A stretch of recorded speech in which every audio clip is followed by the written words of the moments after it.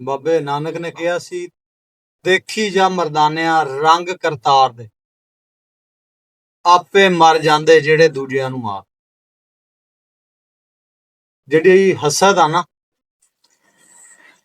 ਹਸਦ ਸਾੜ, ਇਹ ਬੜੀ ਭੈੜੀ ਬਿਮਾਰੀ ਆ। ਕੋਸ਼ਿਸ਼ ਕਰਨੀ ਚਾਹੀਦੀ ਆ ਵੀ ਹਸਦ ਬੰਦਾ ਨਾ ਕਰੇ, ਕਿਉਂਕਿ ਕਿਸੇ ਦਾ ਹਸਦ ਕਰਕੇ ਨਾ ਕੋਈ ਕਿਸੇ ਦਾ ਕੋਈ ਵਿਗਾੜ ਨਹੀਂ ਸਕਦਾ ਕੁਛ ਵੀ। ਜੇ ਅੱਲਾਹ ਤਾਲਾ ਦੀ ਜ਼ਾਤ ਨੇ ਉਹਨੂੰ ਇੱਜ਼ਤ ਭਰਨ ਦਿੱਤੇ ਆ ਤੇ ਸਾਡੇ ਹਸਦ ਕਰਨ ਨਾਲ ਕੁਛ ਨਹੀਂ ਹੁੰਦਾ। ਲੇਕਿਨ ਇਨਸਾਨ ਦੀ ਸੋਚ ਨੀਅਤ ਸਾਹਮਣੇ ਆ ਜਾਂਦੀ ਹੈ, ਫਿਰ ਜੋ ਬੰਦਾ ਅਗਲੇ ਦਾ ਭੈੜਾ ਸੋਚਦਾ ਉਹ ਬੰਦੇ ਨਾਲ ਆਪਣੇ ਨਾਲ ਹੋ ਜਾਂਦਾ। ਹਮੇਸ਼ਾ ਕੋਸ਼ਿਸ਼ ਕਰਨੀ ਚਾਹੀਦੀ ਆ ਵੀ ਕਿਸੇ ਦਾ ਭਲਾ ਹੋ ਜਾਵੇ। ਜੇ ਤੁਸੀਂ ਕਿਸੇ ਦਾ ਭਲਾ ਨਾ ਕਰ ਸਕਦੇ ਹੋ ਤਾਂ ਉਹਦਾ ਮਾੜਾ ਨਹੀਂ ਸੋਚਣਾ ਚਾਹੀਦਾ।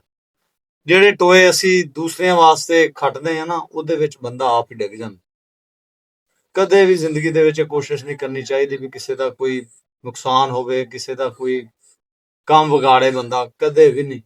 ਜਿਹੜੇ ਦੂਸਰਿਆਂ ਦਾ ਬੁਰਾ ਸੋਚਦੇ ਆ, ਖੁਦਾ ਦੀ ਜ਼ਾਤ ਦਾ ਵੀ ਨਿਜ਼ਾਮ ਉਹ ਬੈਠਾ, ਉਹਨਾਂ ਨਾਲ ਬੁਰਾ ਹੋ ਜਾਂਦਾ। ਕਦੇ ਵੀ ਨਹੀਂ ਕਰਨੀ ਚਾਹੀਦੀ। ਉਹ ਬਾਬੇ ਜਿਹੜੇ ਅੱਲਾ ਦੇ ਫਕੀਰ ਬੰਦੇ ਆ, ਉਹਨਾਂ ਨੇ ਗੱਲਾਂ ਐਵੇਂ ਨਹੀਂ ਕੀਤੀਆਂ, ਉਹਨਾਂ ਨੇ ਪੂਰੀਆਂ ਤੋੜ ਕੇ ਕੀਤੀਆਂ।